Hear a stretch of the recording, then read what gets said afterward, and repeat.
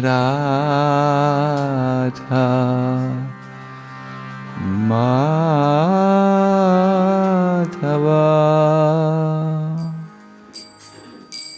Kunya Vihari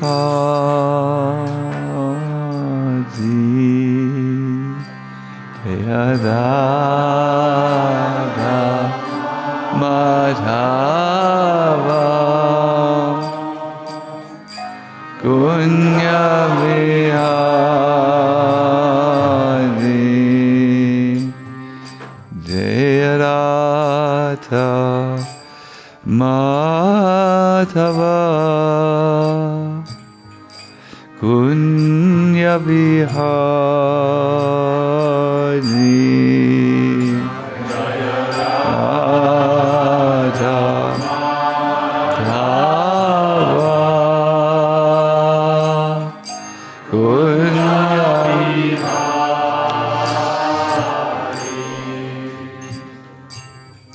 Gopi Jana Vallabha Giri Varadari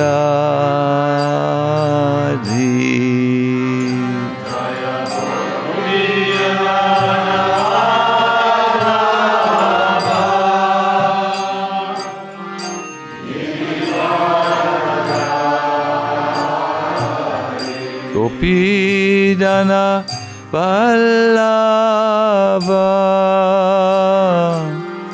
Giri Varadari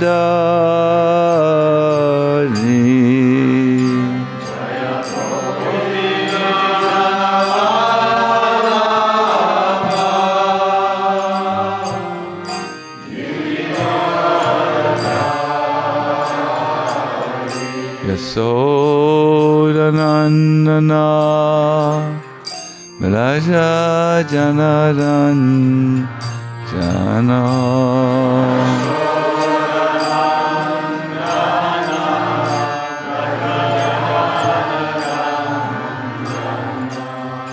Yasodanandana Raja Janaran Jana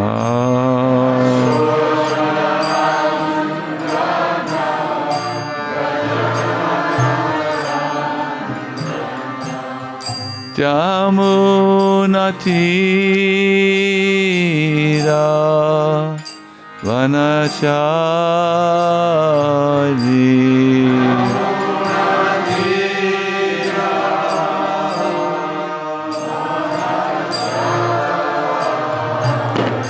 Jamuna Tira Vanachari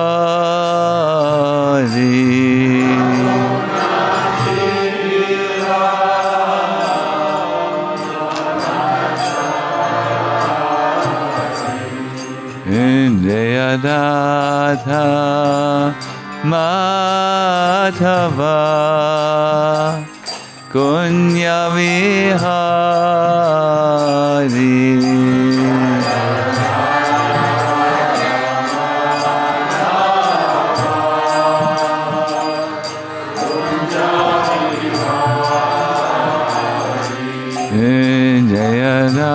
Jayadadha Madhava Kunya Vihari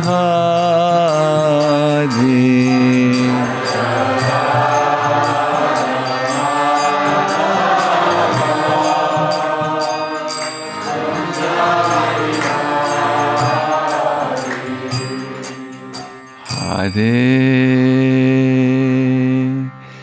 Krishna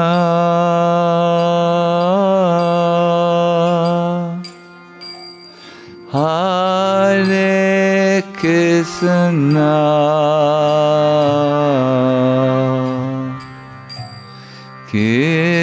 Krishna Krishna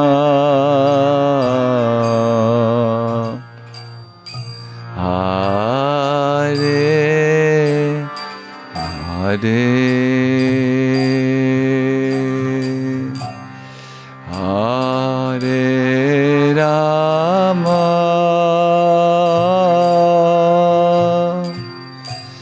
Hare Rama,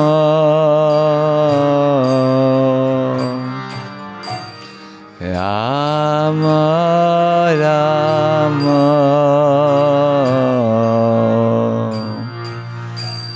Hare Hare,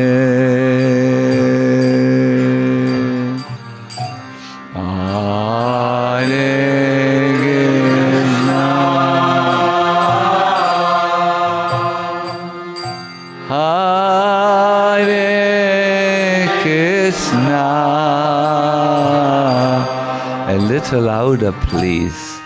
Krishna, Krishna,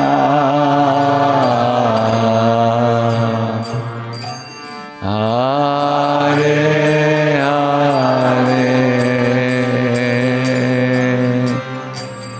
Hare Rama, Hare Rama, Rama Rama, Hare Hare,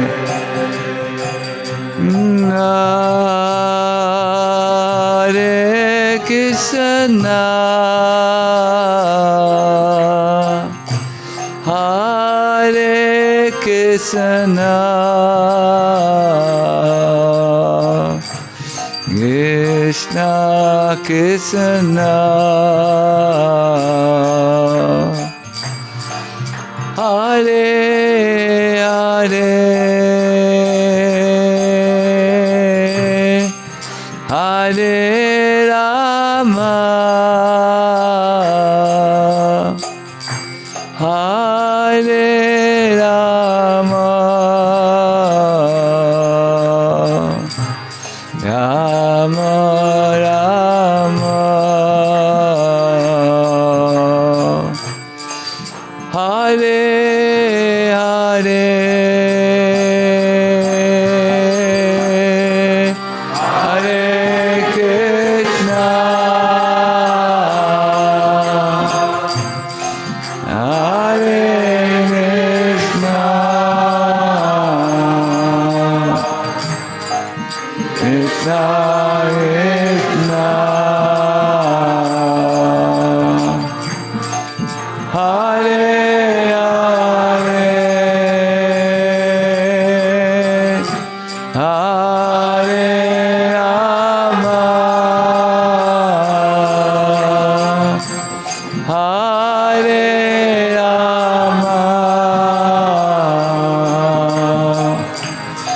Rama Rama,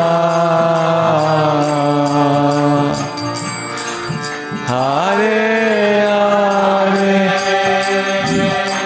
Jaya Prabhupada, Jaya Prabhupada, Prabhupada, Srila Prabhupada.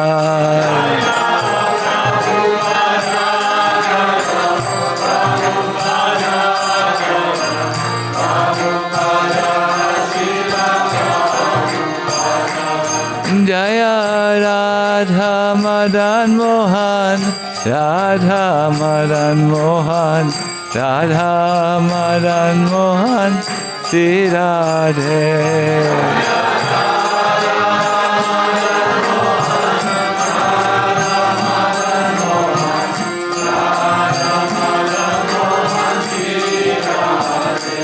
Jaya Nityananda Ram, Nityananda Ram, Nityananda Ram, Jaya Nityananda Ram.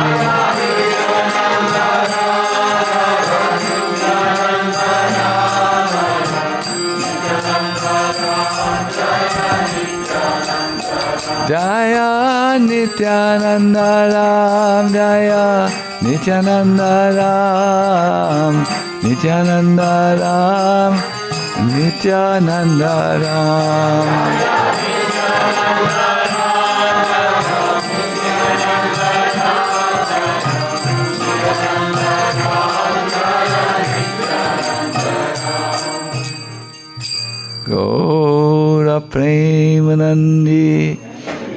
Haribo. So, Hare Krishna, I greet all of you affectionately. Those who are online, I think, build the vast majority of my audience today, but I also greet those who are in the temple room and who are there, and I certainly welcome Kanai Krishna. He brought something. Thank you so much, Hare Krishna. I will now request a devotee on the bank of the Lake of Michigan. I looked it up. It's one of the greatest lakes in America to give us an orientation over what we are doing now. Maybe also you can already point out to the devotees what we are going to do throughout the day. I myself want to know. I'm a little bit new here. So Hare Krishna, Hare Syam. Hare Krishna, dear devotees. With great affection and excitement, I would like to welcome all of you and Guru Maharaj to our second day of this celebration, which Guru Maharaj called a Feeling Festival. And we started yesterday evening with a wonderful katha on how we can access the mercy of Lord Nityananda in our life. Guru Maharaj made two very wonderful points. The first being recognizing our dependence on the Lord, and then furthermore, becoming instruments in giving bhakti to others to receive His mercy in our life. And the nectar will continue this morning. Guru Maharaj will speak about Lord Nityananda's role in our life. That is our morning lecture. We will have a disciples meeting in the evening, so any questions, any thoughts that one has about one's relationship with our Guru Maharaj, we can save those questions to the evening. There will be a disciples meeting at 5 p.m. And again, if anybody has any questions during the morning class, please message me directly. But this is our program for today. We have a class in the morning and a disciples meeting in the evening, followed by the Adivas celebration of Lord Nityananda at the end of our program. So that is our schedule for today. And now I'd like to invite and request Guru Maharaj to begin his morning presentation on the role of Lord Nityananda in our life. Yes. Thank you very much. It's very stimulating to have someone like you, Hare Syam, who gives also a summary. We are still, I think, excited to see that the transmission on the technical side will come a little bit more together, that we can hear what you say very clearly. But yes, I thought to read with all of you a text. It's a very simple text, so you can please repeat after me immediately. Jaya Jaya Nityananda. Jaya Jaya Nityananda. Charanaravinda. Janhaite Paino. Shri Radha Govinda. Jaya Jaya Nityananda. Charanaravinda. Janhaite Paino. Shri Radha Govinda.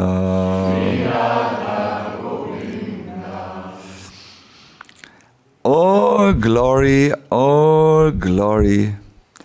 to the lotus feet of Lord Nityananda, by whose mercy I have attained Shri Radha Govinda.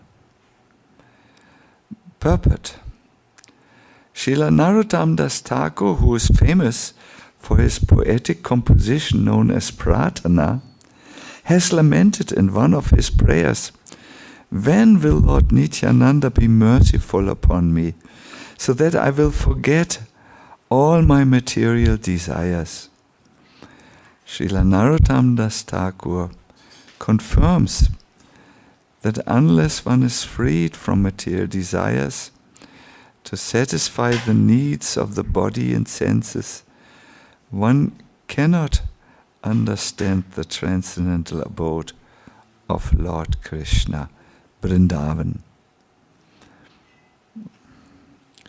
He also confirms that one cannot understand the loving affairs of Radha and Krishna without going through the direction of the 6 Goswamis.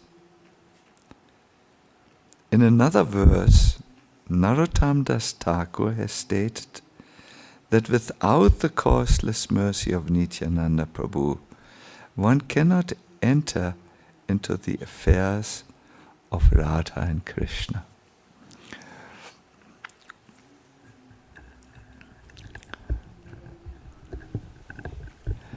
Namo Vishnu Padaya Krishna Prasthaya Bhutale Srimate Bhakti Vedanta Swami Niti Namine Namaste Saraswati Deve Gauravani Pacharine Nirvishesha Shunyavadi Paskatyare Satare Shri Krishna Chaitanya Prabhu Nityananda Shri Advaita Gadadhara Srivasani Gaurabhaktavinda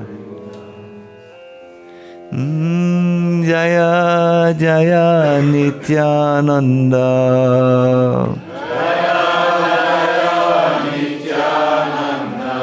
Charanaravinda Janhaite Paino Shri Radha Govinda Hare Krishna Hare Krishna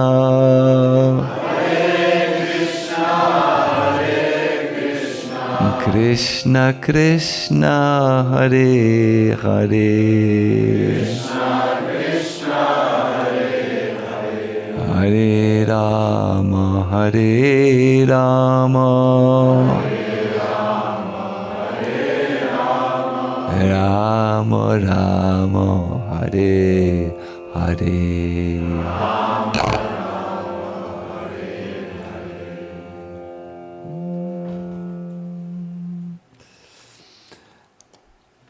Hare Krishna.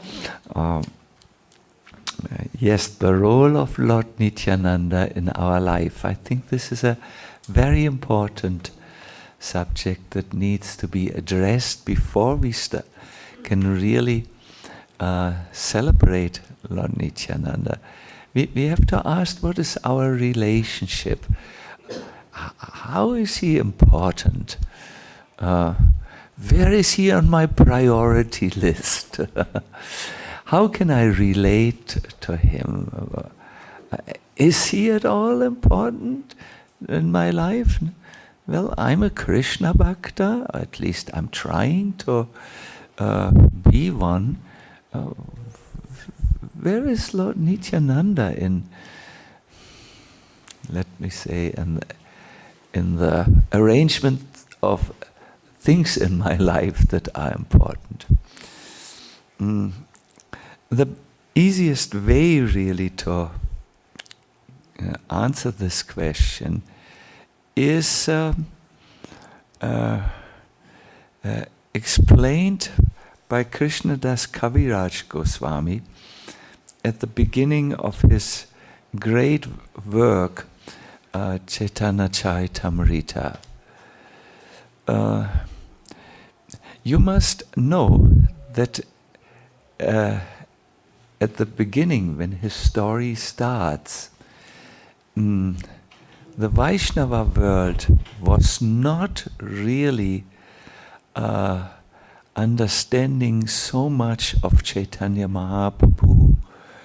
Some thought he is a mystic, other thought he is a personality who has become totally mad with love of Godhead, because he would roll all of a sudden on the ground, cry tears.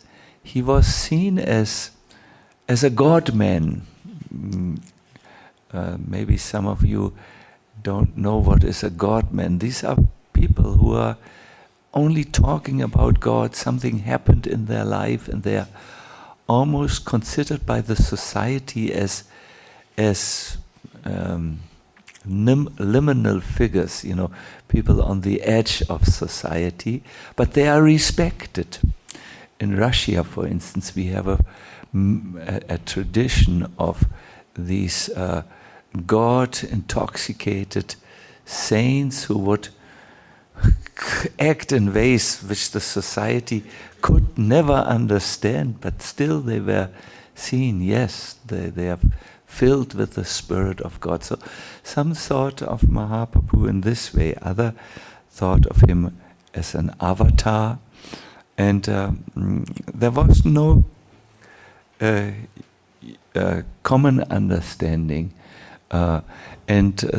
Lord Nityananda, Advaitacharya, Gadadhar, Srivas Pandit were much less understood, because we hear when God comes into your life and you understand him, then that's not God. Do you follow? It's a little, you will have to focus a little bit. When you think you understand God, what you understand cannot be God. Because the Lord is achintya, inconceivable to the human mind, very much like you are inconceivable to an ant. Your feelings, your activities, your concerns, your computers, your cars. Your world can never be understood by an entity which is so much more limited than you are. So we will never be really able to understand the Lord until we are in our transcendental identity, in our spiritual identity, when we are freed from the body and the mind, which occupies most of us still, 98% of the time of their lives. So yes, it needs a lover of God, a fully self-realized soul to explain Chaitanya Mahaprabhu and Nityananda and the Panchatattva to us. And Krishnadas Kaviraj, as you will see from his amazing story, was that person who was able to explain the position of Lord Chaitanya Mahaprabhu and Lord Nityananda. Because, as we will hear a little bit later, he met Lord Nityananda personally, and from that moment on of meeting him, he carried a certain something with him which was not there before. He had an understanding, a type of, if you want, a supply of energy and ability and skills which were clearly superhuman. They were no longer ordinary, but they were extraordinary. And here, in this verse which we have chanted this morning, he explains to what the role of Lord Nityananda was for him. When he met Lord Nityananda actually brought him forward so that he ultimately met Radha Govinda in Vrindavan. He met Radha and Krishna. Narottam Das Thakur has also explained this particular role or ability or power of Lord Nityananda. He has said, without the mercy of Lord Nityananda, it's not possible to understand Radha and Krishna. He says only when someone has received the mercy of Lord Nityananda will he actually be able to develop the qualities or qualifications to meet God eye to eye. That is that we become free from the obsession of the material body and the mind, no? That we become free from the identification of the body and the mind and our activities to just satisfy the urges of the body and the mind.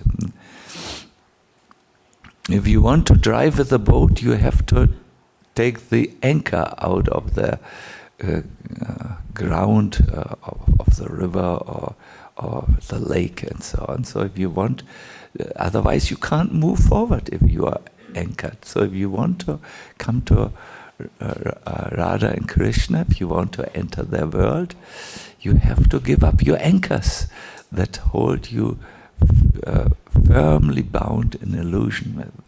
Nityananda helps you, and he frees you. He liberates you for spiritual life. And how this is so is really best explained by this story of Krishnadas Kaviraj Goswami, which is a story of divine empowerment. We will learn 7 points that will help us to move forward, and I hope to be able, with the help of some scholarly devotee here, who's to put these 7 points into the internet. I've written them in my notebook, and someone can maybe type them onto a computer. I think I will request Nitya Kishori to do that, because she always helps me in this type of work. Because you will learn some principles in today's lecture and tomorrow's lecture, which will help you to finally move forward. Narayani, that's a project, isn't it? It's like a new start in spiritual life. Maybe for some of us, not for all of us, but for some of us. Because I think if we are really honest, we may not have yet met Radha Govinda or face to face in a personal darshan.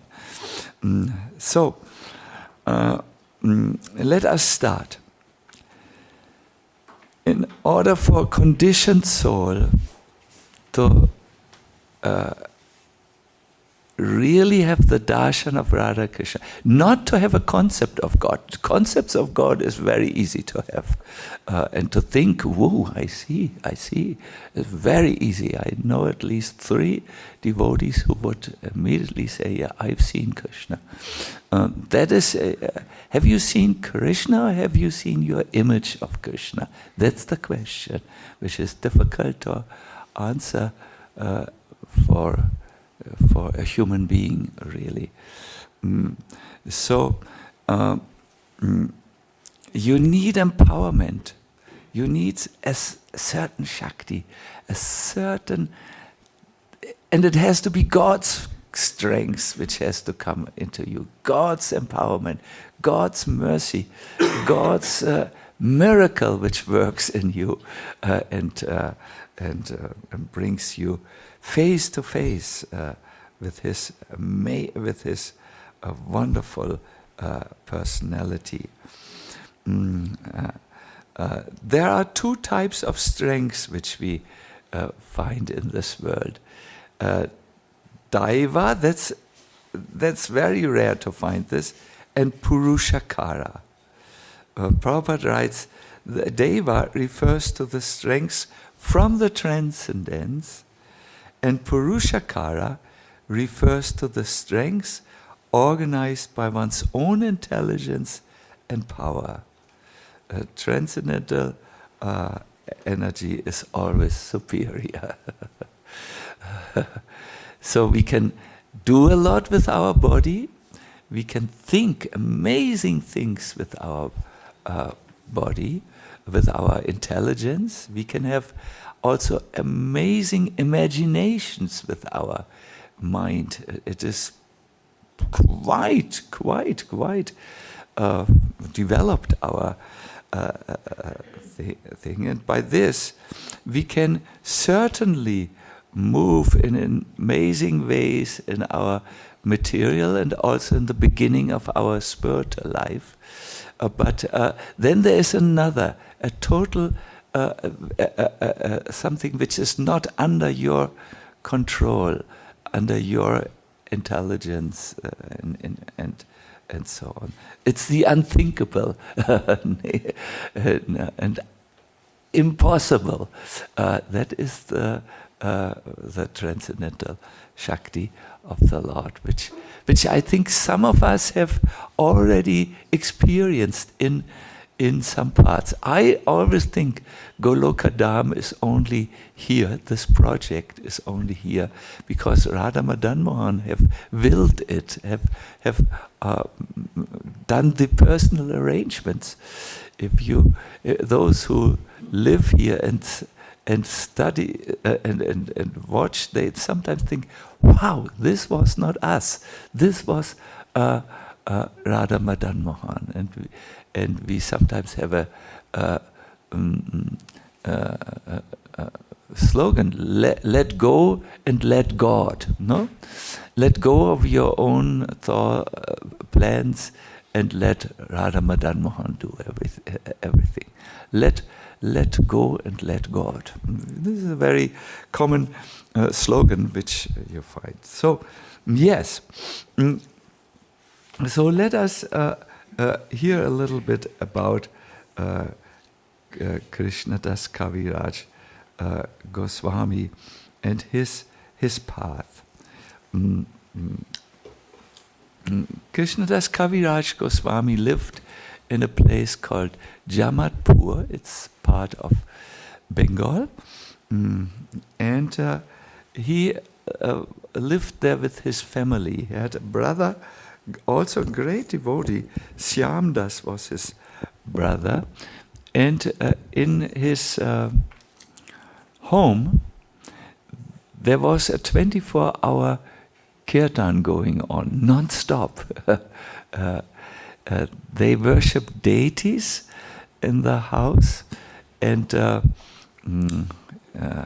they had a priest called Gunanava Mishra who was doing it, a first-class brahmana.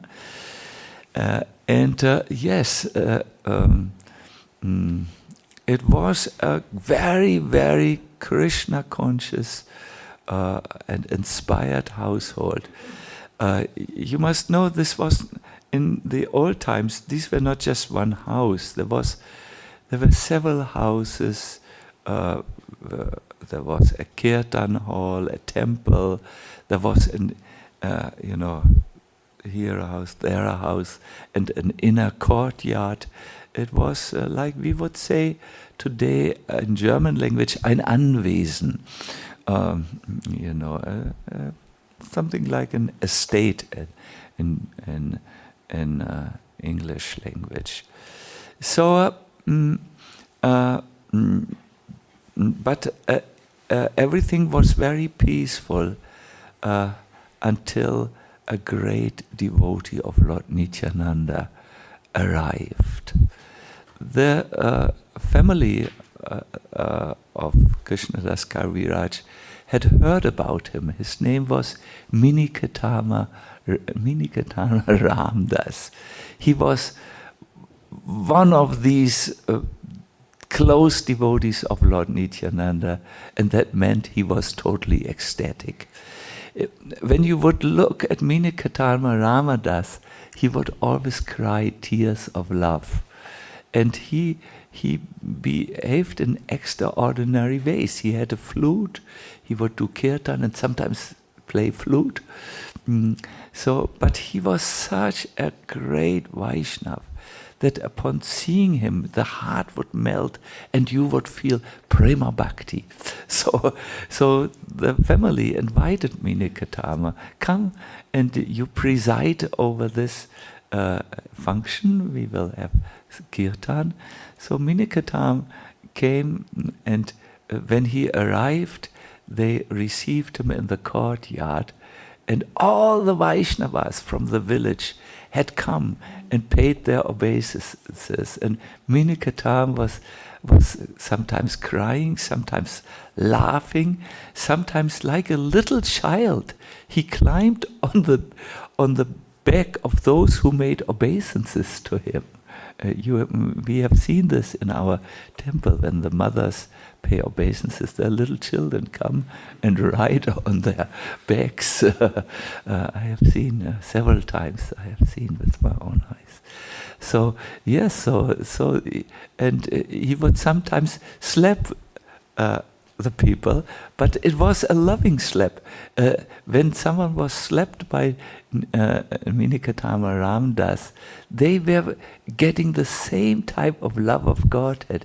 It was not an aggressive slap, it was a transferal slap, so to say, if that is an English word. Something was transferred by Meenikatam.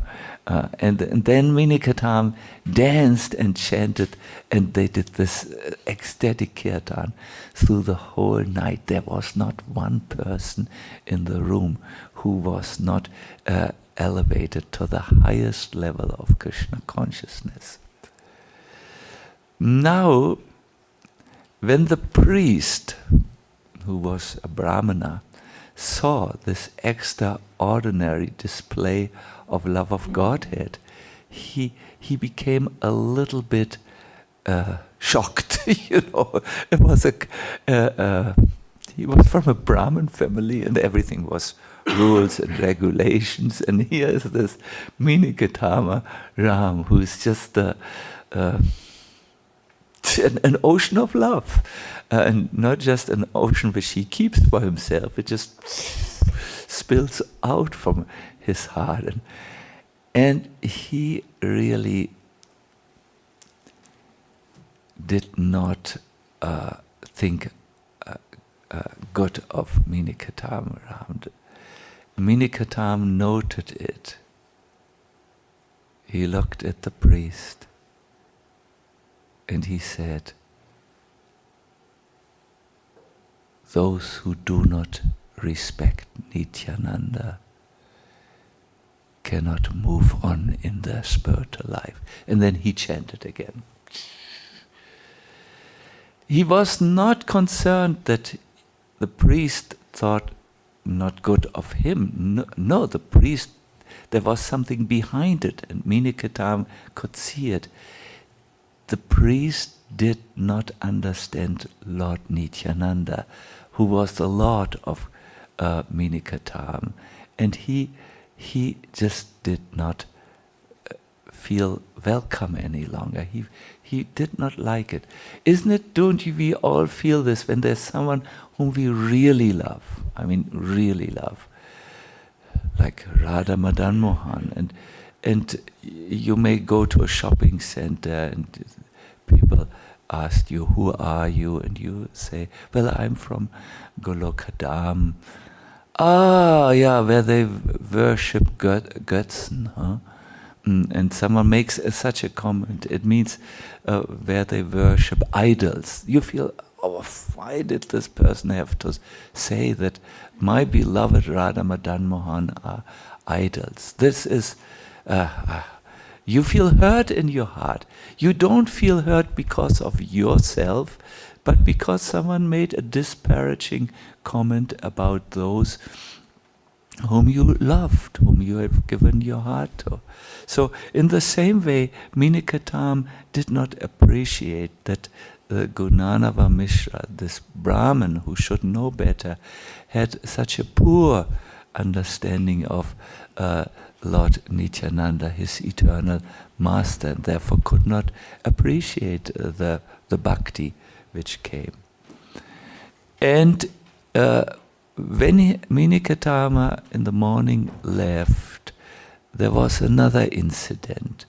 Ramdas, the brother of Krishnadas Kaviraj, he said, I have faith in Chaitanya Mahaprabhu, but these Nityananda, these people of Nityananda. So Krishnadas Kaviraj heard it and he said, you cannot think Lord Chaitanya and Nityananda as separate. They are one. They are actually a manifestation of the divine Godhead himself, Krishna Balaram. If you accept only one and reject the other, that's like accepting the neck of the hen. No, wrong. The back of the hen, which hen means kikiriki, this, hen, chicken. If you accept the back of the chicken because it gives you eggs, and you cut the head because it is expensive. You don't like to pay food for the chicken. That it will not work. You will not get anything.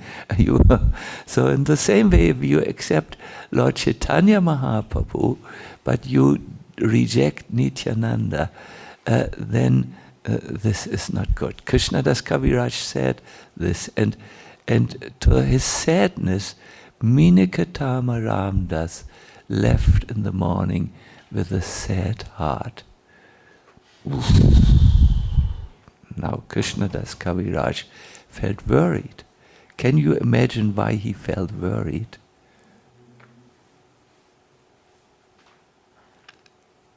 I think all of you looked so shocked that you don't even want to go there. Well, if you hurt a devotee,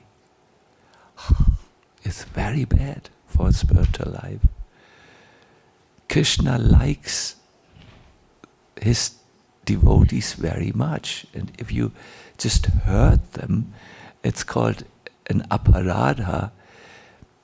You move somehow away from Krishna. That's in Chaitanya's transcendental religion of God.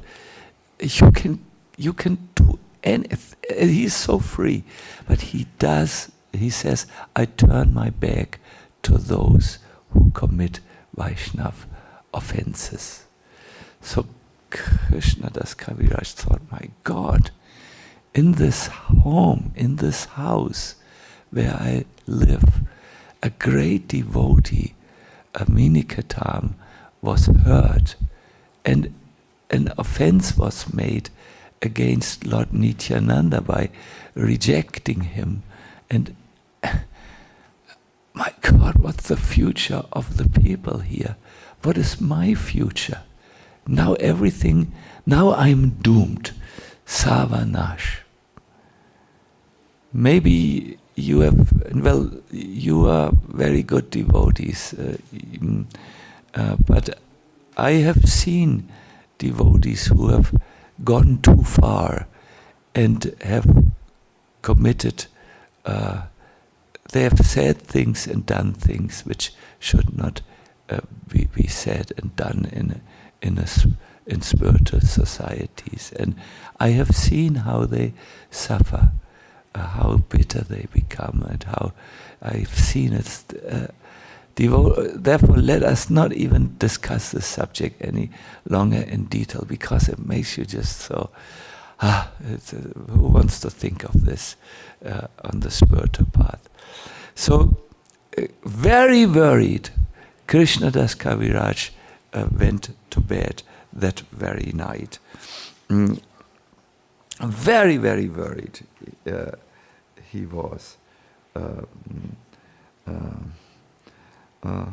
Now that night, something happened to Krishnadas Kaviraj Goswami. Lord Nityananda personally appeared to him. Krishnadas writes, because of my one good quality, that is, that I told my brother, I corrected him. You have to accept both Lord Chaitanya and Lord Nityananda, just like you have to accept both parts of the hen. You cannot reject one, and so on. And therefore, Lord Nityananda was pleased, and he appeared, and he came, and in his usual transcendental way, he shouted, "Uta, Uta!" Uta means get up, rise. And Krishnadas Kaviraj came up, and he saw a most beautiful personality who looked like the God of love. You may look at the photo which we have here, or is it called photo painting, which is here, to understand a little. Well, in Krishnadas Kaviraj Goswami's vision, Lord Nityananda had a dark complexion, but he was shining like millions of moons. I think for an artist this is a challenge, a dark complexion but shining. So our artist has here chosen to solve this dilemma by this. He was dressed in blue silk. He had a turban, and he had one golden earring, not two, one. You can see also here. Well, here in this photo, Lord Nityananda has turned a little, but on the other, he doesn't have one. And there is a particular reason for this, which takes me half an hour to explain. So, not half an hour, maybe 7.5 minutes. So, but we don't have now the time. We want to go to a point. So, on all his sides were his associates, and every one of them was dressed like a cowherd boy. Do you know how the cowherd boys are dressed? They are dressed in very colorful dresses. They are not just in, we are all white or saffron. Most of us are white. Matajis have various colorful dresses, but these cowherd boys, one had a yellow dhoti, another a green one, blue, and some were sprinkled with flowers. It was really decorative and very creative. Shawls and turbans and the cowherd boys. That's really something else. Krishna's cowherd boys. They were really dressed very colorfully,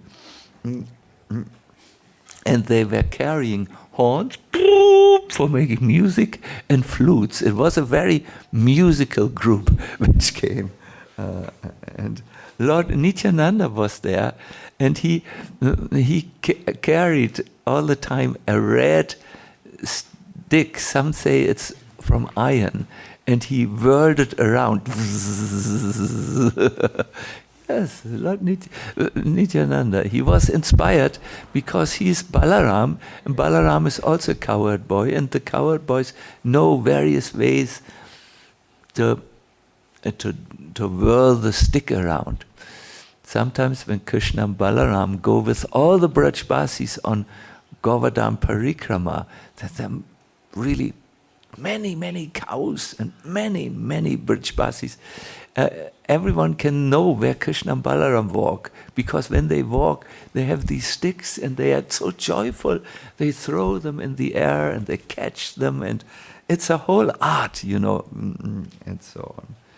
So bees were swarming around Lord Nityananda's lotus feet, and Krishnadas was so overwhelmed that he couldn't say anything and couldn't think anything. It was such a divine inspiration.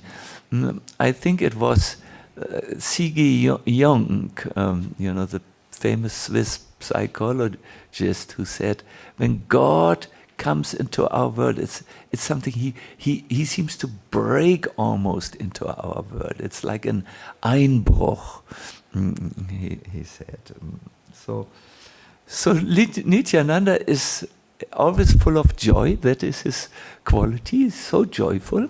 And he said, don't worry even a bit, Krishnadas. There's nothing to worry. You look so worried because of what happened. Nothing. But go to Vrindavan, for there you will attain your heart's desire. Then Lord Nityananda stretched out his hand and pointed out the direction of Vrindavan. The next moment, Krishnadas Kaviraj woke up and he saw the sun had risen already. It was early in the morning, and it is said, Se Kshane, that very moment he got up, left his home, and went to Vrindavan. Wow! I don't know. Did he take a shower or not?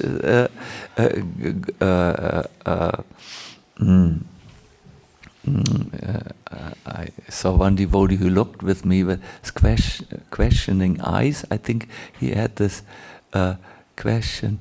Gaur Govinda, I think you had this question. If he woke, did he take a shower, or did he take a little aiva with him, chapati and aiva, and a little meal.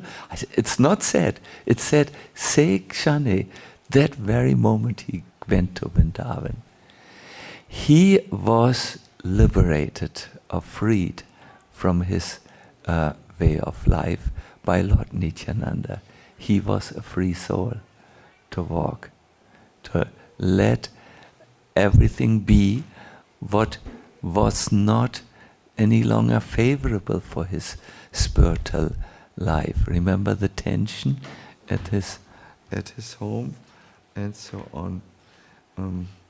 This is our first lesson. If you want to be acting on the spiritual platform, you need to be sometimes detached from your own plan.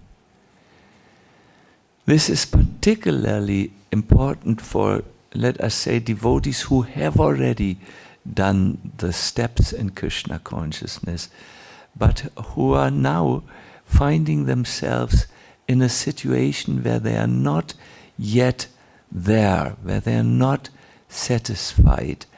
Often we try again and again in a compromised situation, and we don't accept Krishna's sign.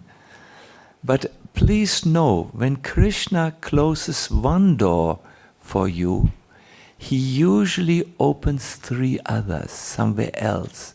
But if you always run against the closed door, you will not be able to progress. Could this have something to do with your life? Is there maybe a situation in your life where you have received some clear signs? Maybe your health is very bad, or maybe there is a consistent, persistent feeling of unease, discomfort. But you may still be so attached to your old plan that you are not able to see the plan for you.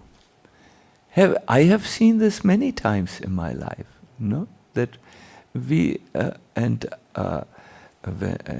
as a person who is knowing many devotees, I could tell now about 20 devotees, I could say, who are in this situation. 20.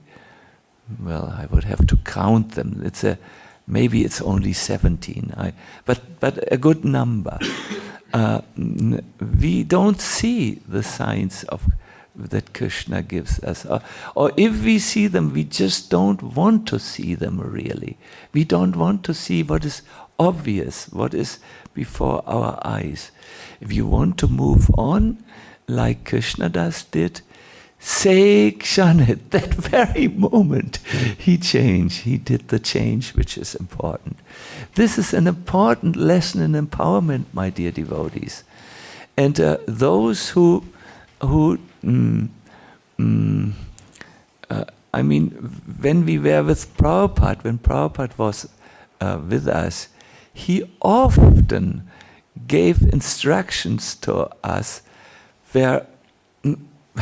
which went directly against our own perspective and our own vision, and all we could do is accept it and say okay, and it always worked. It always worked when we followed his guidelines. So this is a principle in Krishna consciousness.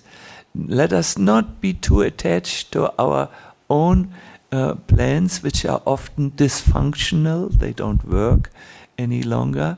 They may have been good for some time. And let us be open, really. Let us welcome Krishna and his divine instructions. So, Krishnadas went. Lord Nityananda had appeared to him and said, Uta, get up and go to Vrindavan, it's this direction. And he went. I like this so much. And he had no idea what he would do in Vrindavan. But God had come to him and had given him an order. So what else could he do than follow? When he came to Vrindavan, we can just, from historical records, we know what was at that time going on in Vrindavan. Not much. It was a forest.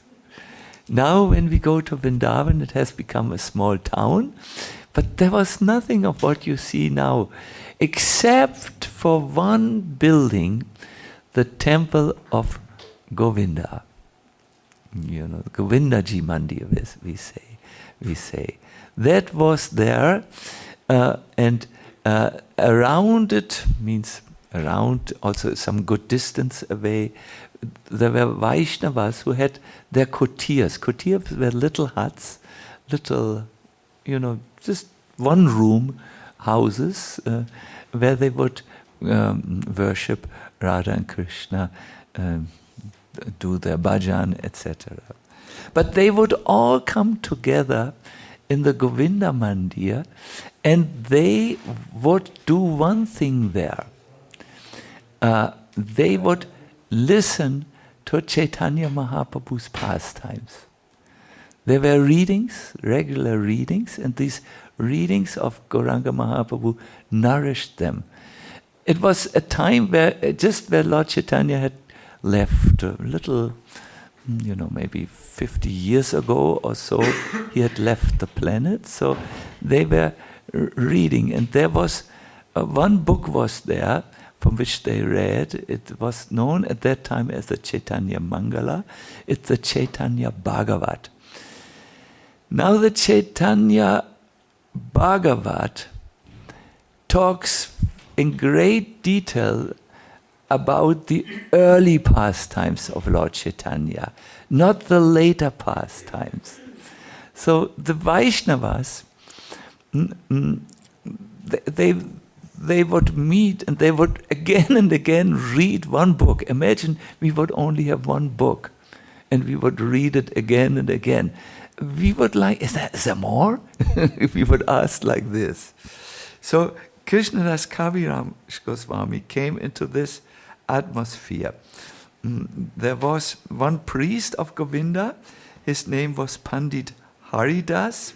It is described he had all the 50 qualities of Lord Krishna. Krishna has how many qualities? 64. You know everything. But he had 50 of these qualities. He was really something else. And he was a disciple of this Ananta Acharya, who in his spiritual identity is Sudevi Gopi. Yet he was so gentle, he was so tolerant, he was so peaceful. He cared for all the devotees. He was a Mahabhagavat. There was no envy, and he had great faith in Chaitanya and Nityananda, and he would give lectures. Wouldn't you like to come to a lecture of such a personality? That's something else, when you hear from a realized soul, it goes right into your heart and it transforms your heart. It's described in the Bhagavad that what happens in a company of pure devotees who talk about Krishna. It is said that the listeners get Shraddha, faith, they get Bhava Bhakti, the Bhakti which is so filled with emotion, and finally Prema Bhakti. This happens just in the association of these pure devotees. And Krishnadas Kaviraj came into this assembly and they saw how they were discussing about the pastimes of Lord Chaitanya and Nityananda and of course of Krishna. And he felt just so nourished. He felt just so absolutely welcome. He liked to just sit and hear the lecture. So one day something happened. The devotees saw him, that he had come. He was a new man, a newcomer. And they turned to him and said, "Who are you?" "Oh, my name is Krishnadas." "Acha, you come from Bengal?" "Ah, you are that Krishnadas from Jamadpur? We've heard about you. We've heard you're a great devotee of Chaitanya Mahaprabhu." "What, me?" "No, yeah. And we know you are a Kaviraj, a poet. Can you do us, please, a favor? We only have the early pastimes of Chaitanya Mahaprabhu. Can you write about the later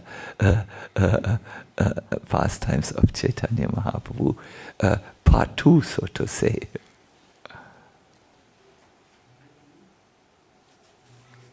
Krishna, me? I should write about. Yes. I should write about Chaitanya Mahaprabhu, the later pastimes.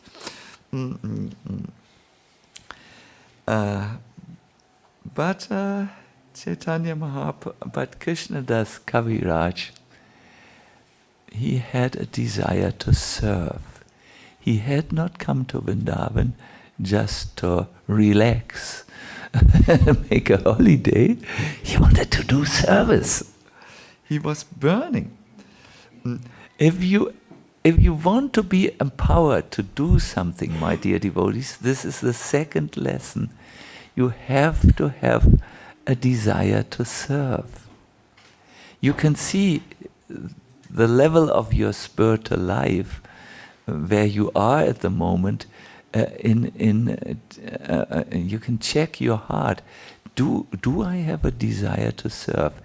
If you have a desire to serve, please strengthen it by being in the association of devotees who are doing service to Krishna. Look for that association. If you have a little spark-like desire, fan your spark, make it into a flame by good sangha.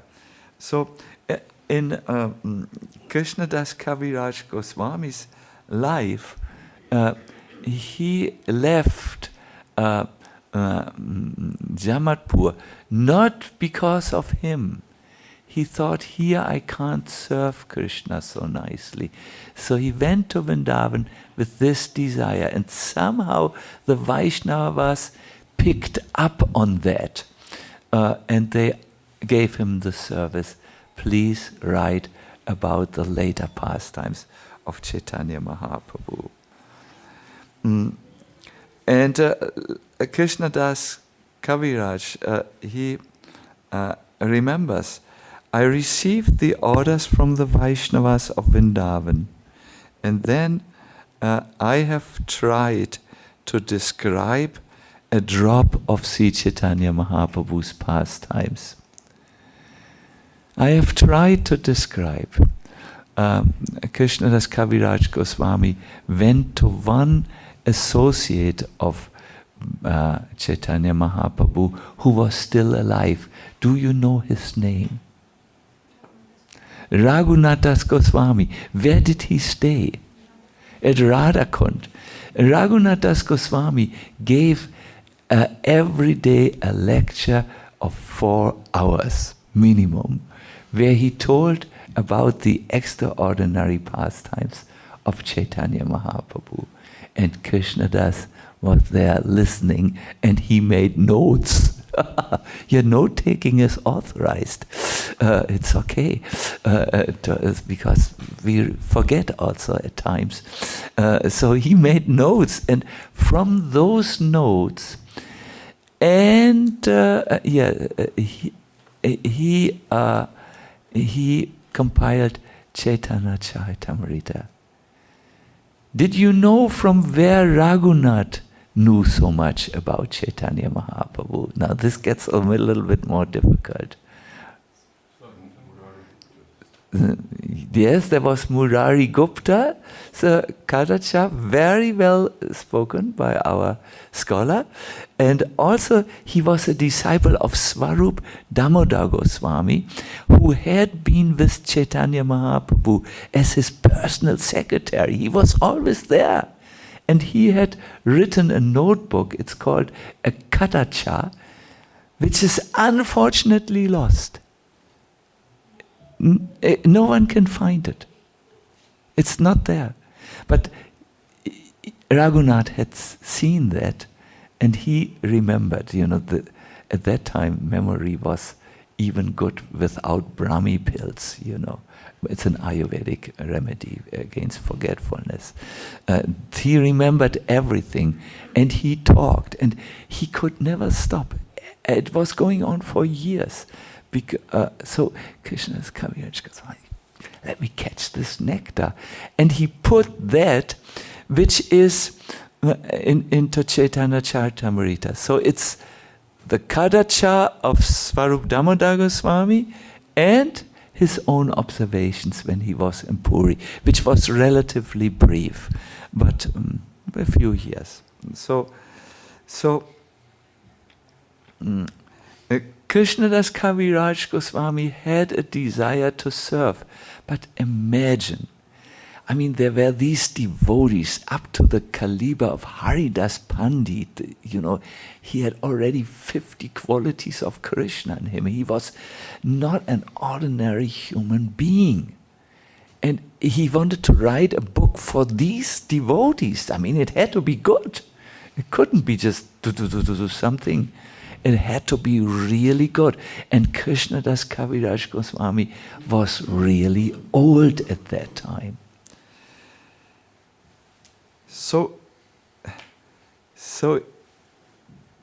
But he desired to serve. He thought, okay, I do it, I try it. He remembers, he writes in his humility, I'm so foolish. I'm so lowborn, I'm an insignificant person, and I always desire material enjoyment. Yet by the order of the Vaishnavas, I'm greatly enthusiastic to write this transcendental literature. So here's the second lesson if you want to be empowered. First was, be open to Krishna's plan. Second lesson is, have the desire to serve. If it's, I think it's with every one of us, but if it's still small, it's a small flame, seek those who fan your flames, the devotees. So Krishnadas Kaviraj had this Sangha. But how could he write? On his own. Writing was a difficult thing at that time. You had to get palm leaves, which were dried, which were just right for writing on them. Not too dry, not too wet any longer. Then you had to get ink, which was made from flowers. It sounds very romantic and ecological, but to make such ink, wow, that's something else, I'm always thinking like this. I'm always taking this wonderful honey from Manjula Mani, and I like this honey like anything. It's this Vaishnava bees, honey, and I'm very romantic about honey, but the work to make to get a glass of honey, I just can't imagine. It must be a lot of skills, knowledge, how to do it. I couldn't get honey. I couldn't convince bees to give honey, or how to do this. I have no idea. So our Krishnadas Kaviraj had to learn how to get writing materials, But the main thing was, his inspiration was there, but he needed to know a lot about Chaitanya Mahaprabhu. And then it was not enough to just know, he needed to be so inspired to put it all together in a masterpiece for these highly elevated pure devotees who were gathering. Where did they gather? Govinda Mandir, yes, Radha Govinda Mandir. They gathered there. So what did he do? He went to Radha Madan Mohan. That was a small temple at that time. And he prayed to them. It was Krishnadas Kaviraj Goswami who also wrote this pranam mantra. Do you remember the pranam mantra? What was it? Jayatam, everyone, Jayatam Surato Pango, Mama Manda Gatevati, Matsava Sva Padambo Jo, Radha Madana Mohano. He says, I'm Manda, I'm blind. And my path is full of obstacles. But you, Radha Madan Mohan, are my worshipable Lord and masters. And so he went there, and it is described that he prayed fervently for the mercy of Madan Mohan. And I have it here.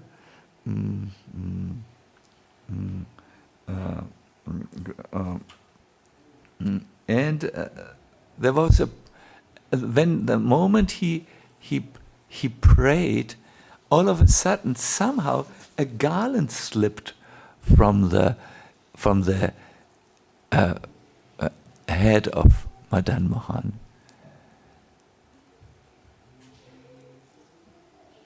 Somehow Madan Mohan know how to do this. There is one photo which shows, Vasudev has the photo, that Madan Mohan has a garland, and the garland goes between his 2 feet. So how can it go there? Or it was a cloth or something which it doesn't work. But Madan Mohan, no problem. So you can ask Vasudev, I forgot exactly. He has a photo where you can see something which is not possible by the laws of physics in Madan Mohan. He has that one photo, I have seen it with my own eyes. I was saying, wow, how is it possible? Yes. So Madan Mohan gave him a garland, go sign. This is that priest. He saw there's this devotee. Hacha, there's something going on. So he brought the garland and garlanded Krishnadas Kaviraj Goswami. And that was taken by the Goswami as a sign. Now I can write. Madan Mohan have blessed me and they have shown me their incident. Who of you have ever noticed that when you go before the deities, especially I've seen in Vrindavan, and you pray for something and then boom, a flower comes down or a pearl comes down or something, and then you know that was for me, and the priest also knows it and gives it to you. I think we have a few amongst us. I've heard from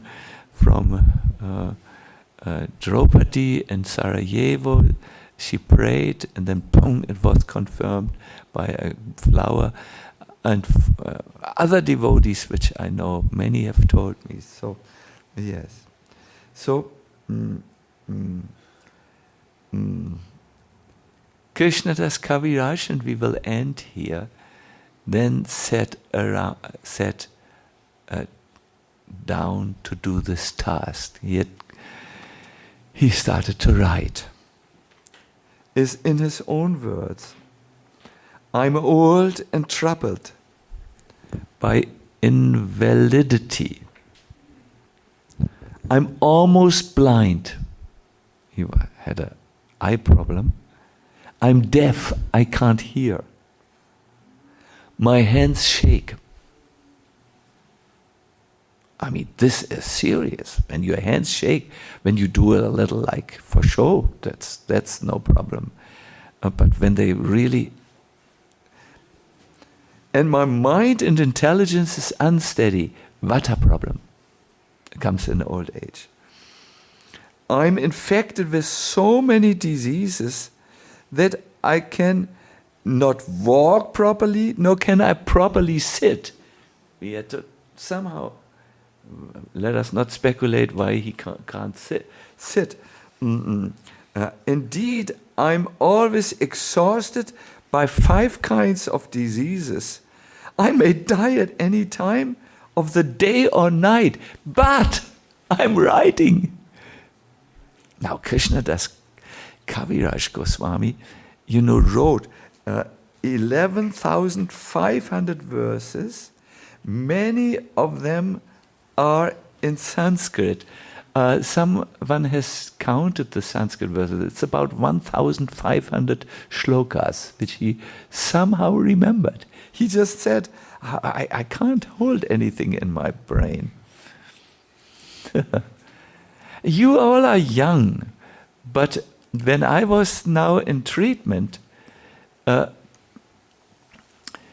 vata first becomes higher, and then you can't remember anything. I remember I had to go to one apotheker, and I asked the reception in the clinic 5 times, what is their opening time?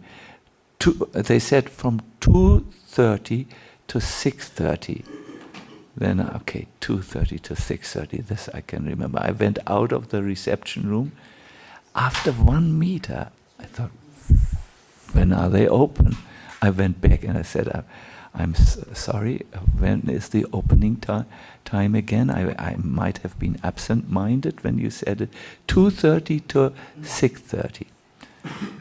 I went out, and after 2 meters I registered I had forgotten. So I said, I'm very sorry, please. I'm not doing it to get on your nerves. I just can't remember at the moment. And they laughed. They said, what's your age? I said, older than you think. So, okay, 2:30 to 6:30. I needed to come back 5 times. And then I said, can't you write it down, please? I just can't remember. It's gone. You don't think it is possible. It is possible. Gaur Krishna sometimes has to tell me things. How many times? Many times. Because nothing is...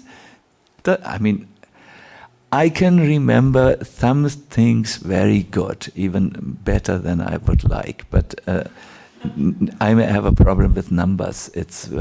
I don't think in numbers. Yes. So 1,500 Sanskrit verses. You don't remember these, and they were somewhere from sources, not from just Bhagavatam, Bhakti Rasamrita Sindhu. No, they were from amazing sources. This Veda, which you have never heard about in your life. The culture he needed, the subtleties he needed to write down. The command of knowledge on Sambandha, Abhideya and Prayojana is so amazing that scholars today have said this work is not just a book. It is a masterpiece that has brought the various branches of the Chaitanya movement who were there at that time under one umbrella. Everyone accepts the version of Chaitanya Caritamrta about who is Chaitanya, who's Nityananda, who's Advaita Acharya. It is, how can you say it? It is a book which caused a cultural revolution at that time. Because remember, there were so many different opinions and they didn't go together. Maybe COVID left-wing understanding and COVID right-wing understanding will one day come together, maybe. But it is impossible that these understandings which were there at that time about Chaitanya Mahaprabhu, which were so hotly discussed, would come together. Chaitanya Caritamrta did it. Everyone understood, yeah, this is so overwhelming, this fills the heart with satisfaction, this work. This is, Mahaprabhu is breathing in these pages. We can contact him there. Wonderful. Krishnadas Kaviraj Goswami said, Madan Mohan writes, I'm not writing. I'm like a parrot who repeats, or I'm as a wooden doll is made to dance by the magician. I write as Madan Gopal, that's another name of Madan Mohan, orders me. No? This is the 4th lesson. If you wish to be empowered, my dear devotees, if you want to do something so that at the end of your life you can say, okay, at least I tried, then you must be able to embrace difficulties. Like Krishnadas Kaviraj Goswami had to fight with old age, with diseases in his body, with a memory that failed him, and so on. So we have now 4 principles of divine empowerment.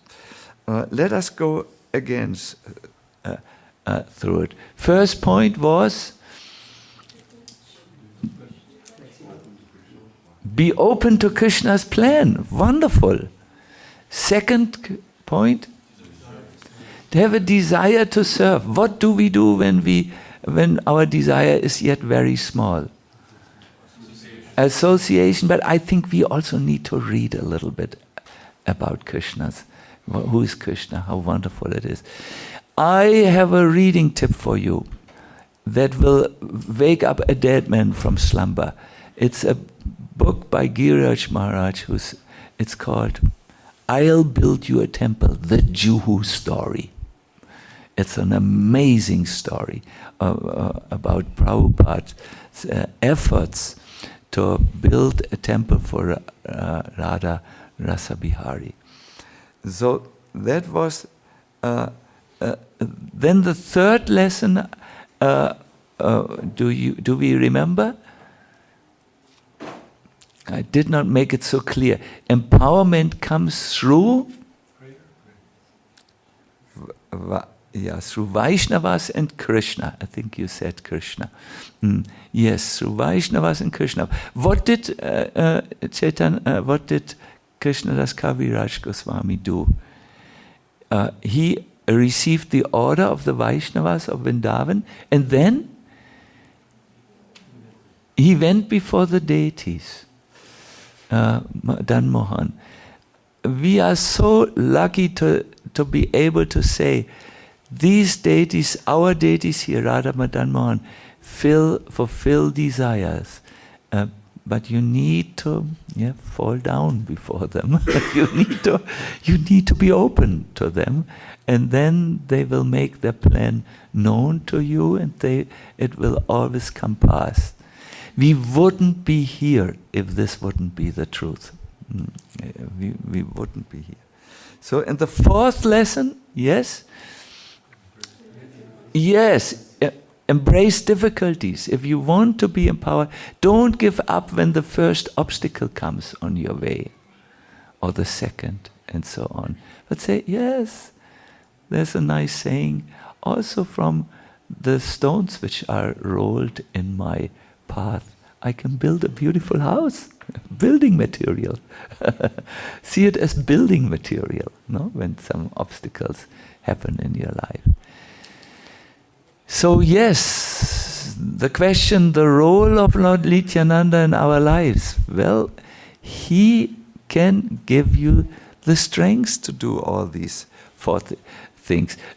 Don't worry, you will get this black and white. We will write it down in good style, in good readable form, and then you can make it your personal almanach. You know, Lord Nityananda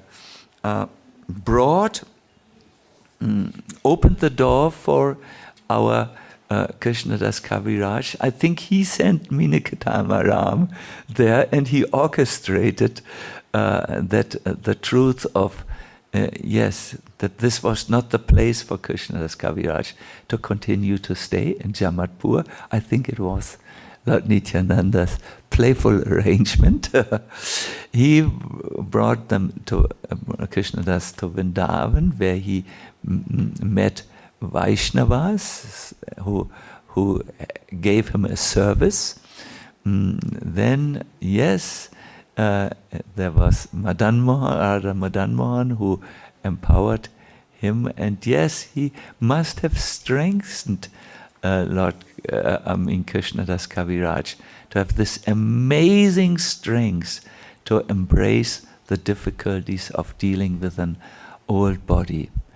Prabhus, Matajis, you don't know what it means to be in such a situation. The difficulties we can't imagine. Imagine just to survive a winter in Vrindavan. This winter is not so good. It's extraordinarily cold, and some Vaishnavas are dying. You know, the old people.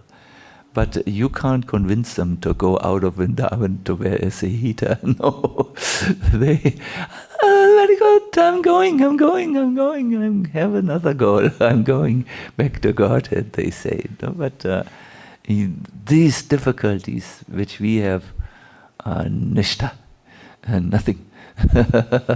They, but with the mercy of the Lord, yes, it's possible to. But at least we have to be a little bit willing to embrace difficulties. Hare Krishna, this is only part 1. Part 2 comes tomorrow. It goes much more. How many? I have 5. 5 points here. Yeah, tomorrow I will end here. Hare Krishna. So we have come to an end here. Let us see. Where are we in time? I must say We do not have like a time we have to end. We are flexible. But what did we say on the plan? Because On the lesson plan there is just the time of the lecture. There is not the time of the end. and then some question and answer, and then free. Good. So I see our Harishyam is already there. Have some questions arrived in your computer? Yes, Kumar, we have some very wonderful questions. The first question is Sid, and he wants to know, how do we learn to recognize? One moment, we are just working on the computer side. Could you please repeat the question? I did not hear it. In regards to the first one, is how do we learn to recognize the signs that Krishna is giving us? How do we learn to recognize the signs that Krishna is giving us?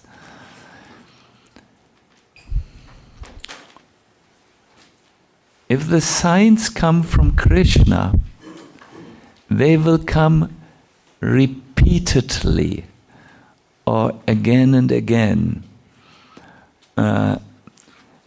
So I would say if something persistently appears before you, this is very likely a sign of Krishna. But a Vaishnava moves forward only or acts upon the sign when by asking Hari, Guru and Vaishnava for confirmation.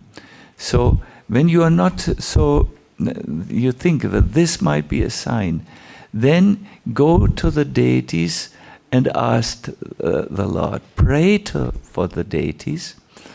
Then ask Vaishnavas who are around you to confirm or shed more light into the thing, and also ask the spiritual master. And then you know, when all these sources confirm the sign, you know, okay, that's the way to move. Thank you very much. Yes? The next question is from Sri Shamanaji, and she'd like to know, what is the shortest bhakti way or practice of transforming our stiffness regarding our vision and our plans into the softness that you were mentioning? What is the quickest way to transform our attachments to follow Krishna's plan to a willingness, or to transform the stiffness into a softness? Yes, I gave a little translation here. Yes, we are usually quite stiff, or you called it stiff, or inflexible when it comes to our attachments. We just can't bow even or bend a centimeter. So to transform this into willingness needs a transformation of the heart. It needs a purification of the heart. See, a pure heart has no difficulties to follow Krishna's plan. But an impure heart thinks it is impossible. When the heart is covered with a thick layer of desires, yes, you become inflexible to Krishna's plan. You become, but if the heart is purified, and to purify the heart, sometimes, my dear devotees, this is especially for older devotees, you need to make a change. And it becomes easier to make that change which is required if you move into a different environment, first of all, a different mental environment.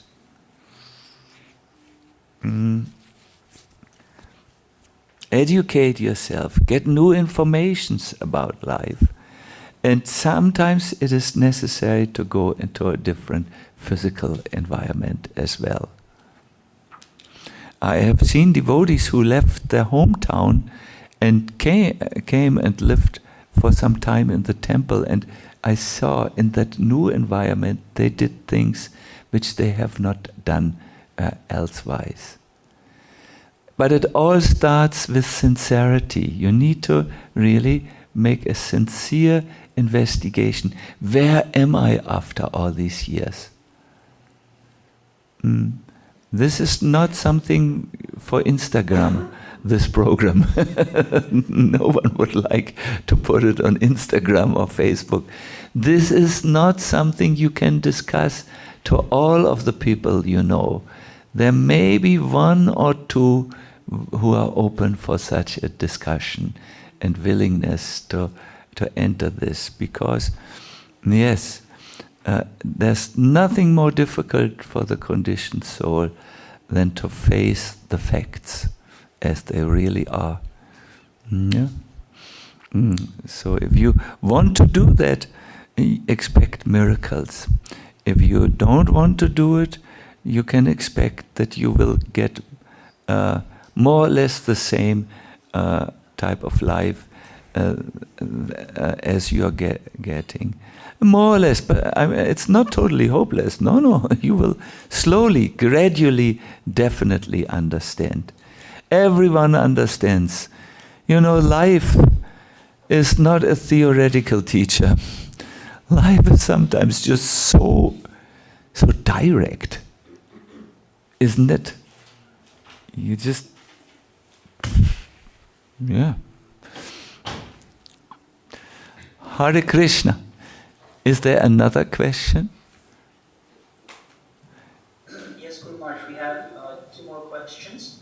So Kunj Bihari Prabhu is asking, how can we distinguish between a goal, a closed door, and a goal which we can reach with some endeavor and persistence?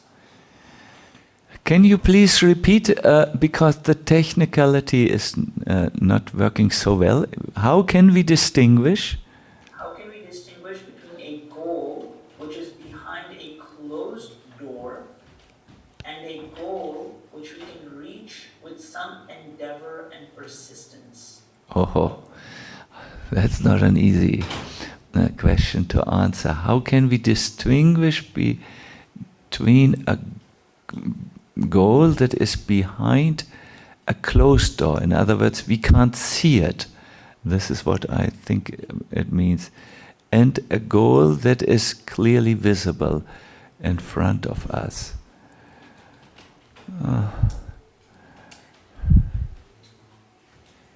I can only say like this: as you move on in your spiritual life,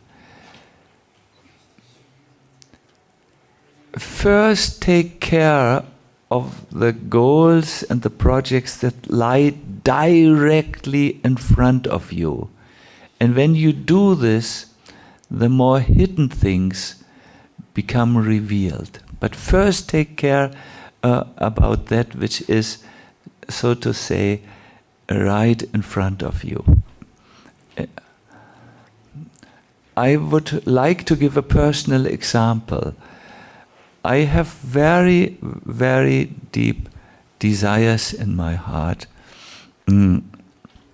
but I'm not yet sure how they will be fulfilled. These desires refer more or less to, my relationship to Krishna.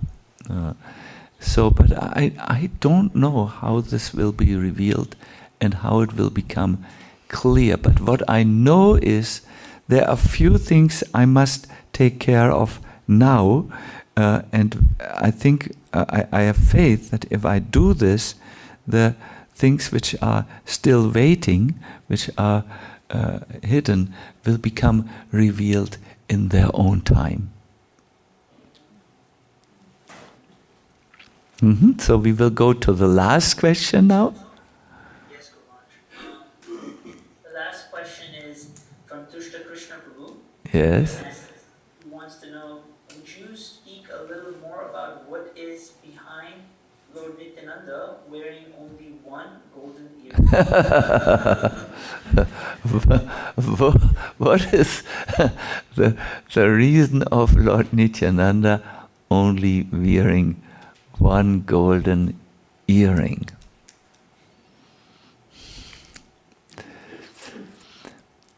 Lord Nityananda appeared at a place called Ekachakra Gram. So once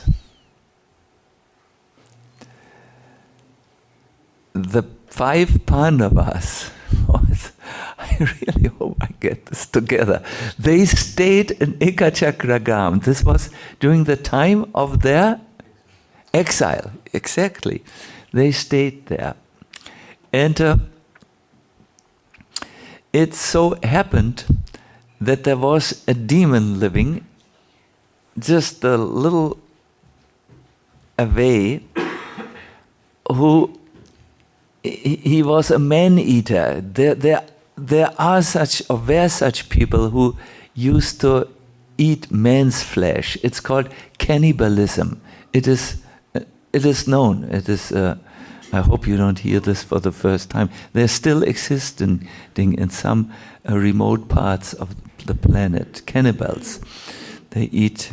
So this cannibal had an arrangement with the village where the Pandava stayed, that if the village would supply him with a load of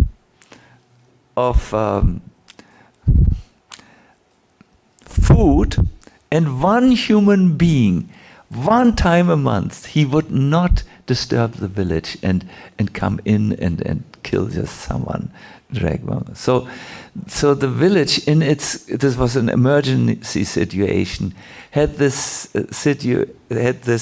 rule that once a year they would, once a month, they would pass around a pot, and people would draw out of the pot, and whoever got that one slit of paper, he had to supply a human being from his family. In this way, the whole village was saved. So one day, the Pandavas heard loud crying in their home, and when they inquired, they understood that the Brahmana in whose house they stayed had drawn the thing. He had to go with a truckload of food, and he had to go. And the family was discussing, "Oh no, don't go. I will go," said the son. "No," said the Brahmana, "you are still young, I'm old. I better go." But how will I take care of the family, said the wife. "Let me go." So they were discussing who should go and be killed by the cannibal. So the Pandavas found this out, and Bhishma said, Bhimsen said, "I go."